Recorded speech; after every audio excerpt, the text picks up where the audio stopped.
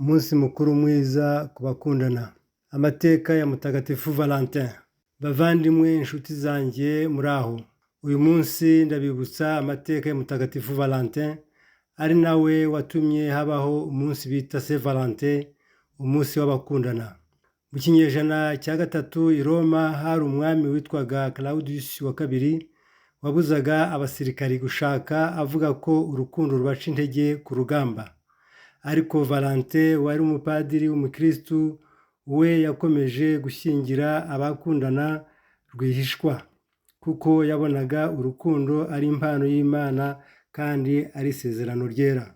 Ibyo byaje kumenyekana, baramufata baramufunga, bavuga ko ari muri gereza yakoze ibitangaza, harimo no gukiza umukobwa wari warahumye.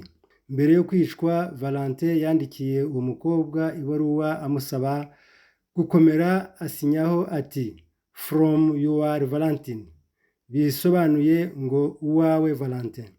Niyo mpamvu ku itariki 14 Gashyantare buri mwaka abantu bibuka urukundo rufite ubudahemuka n'igitambo.